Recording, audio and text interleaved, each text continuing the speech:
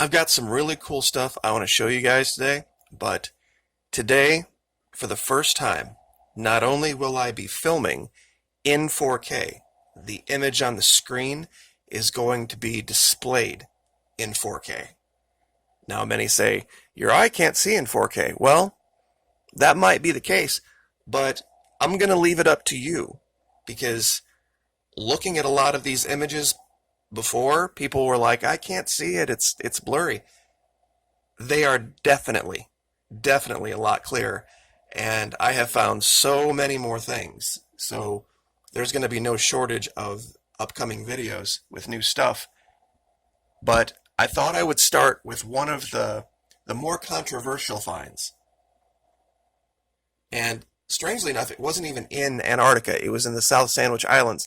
It was this infamous picture of a bird that I had made the allegation that what was happening here with this landslide was actually head and spine of perhaps something that was locked in or lodged in the ice, and with all of the melting, it released and fell down the side of the mountain, and the reason that it stayed intact was because, of course, it's organic.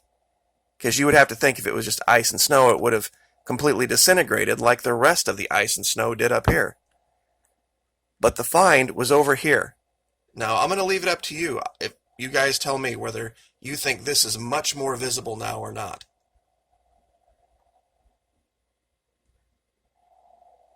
Now, there's this cave behind it, some kind of dark shadow, but in front, there's very clearly this large gray figure.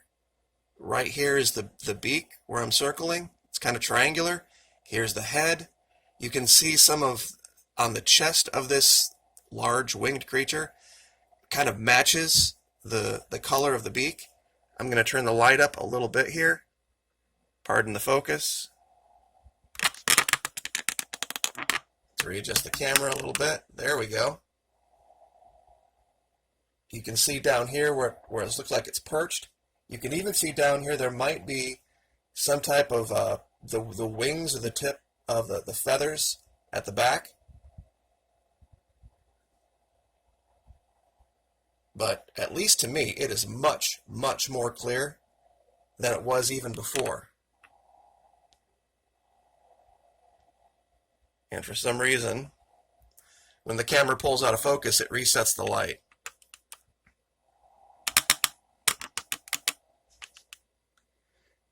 So I will leave this up to you to decide whether you think it's clearer or not. But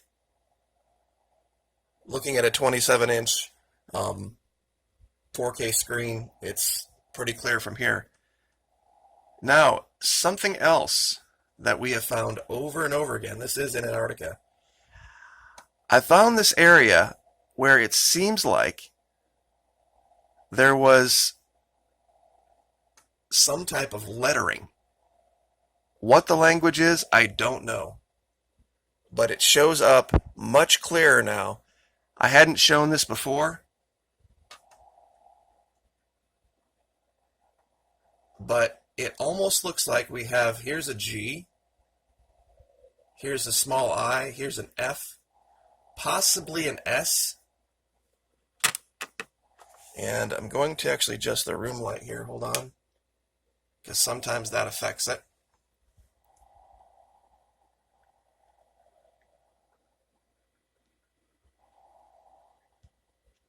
And sometimes the darker helps too, because it gives it more contrast. But there's definitely some type of structure here. And I think I have that light up just there we go. The darker light helps. Right here. Whatever it is, it's not natural for sure.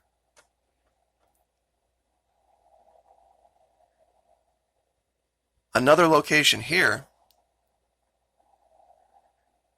Let's see if I can get the right year here.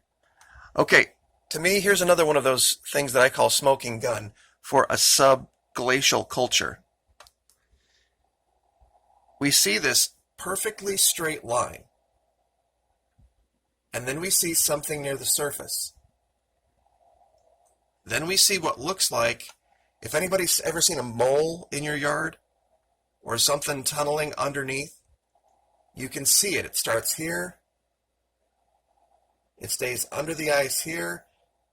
It gets more of a form here, but the perfect straight line nature of it just shows that this is something not natural. And to go along with this, I'm going to show a find that I didn't discover. It was discovered long ago, but I think perspective made people think it was something that it wasn't. Now this is the infamous, what they called steel door. They looked at it from this image and they saw this giant steel round shield shape of a door looking like it had been kind of rolled away from a cavern. I think it's definitely artificial, but I think it's a roof. I think it's a construct, definitely for sure. The entry is here, like this, and the reason I say this is because there was another structure that I found before I even knew about this, and it was one of my very first finds, and it's over here.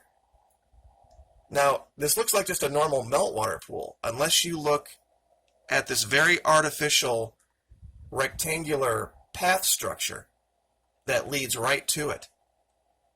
This very much looks like some craft surfaced, and there was some attempt to create a path this way, and when you zoom out, it would take you exactly where you would need to go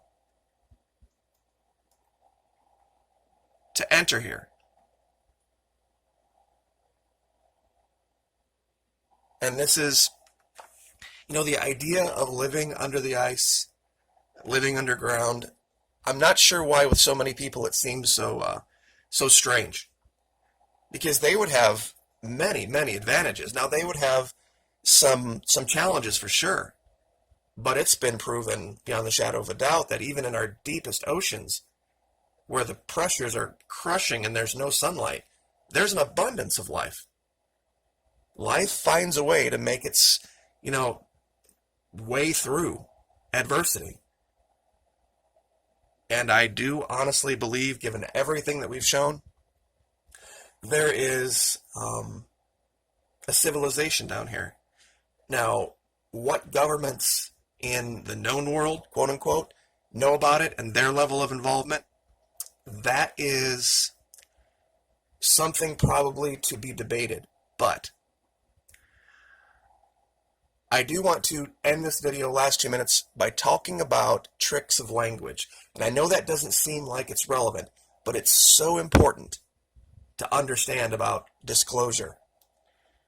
When people approach our government, our representatives, and say, do you have evidence of extraterrestrials? Well, they can say no and not be lying, because what we see in our skies might be the result of a civilization in our deep oceans and in Antarctica. That means it's not extraterrestrial. That means it's terrestrial. Now, it's just their way of getting out of answering the question.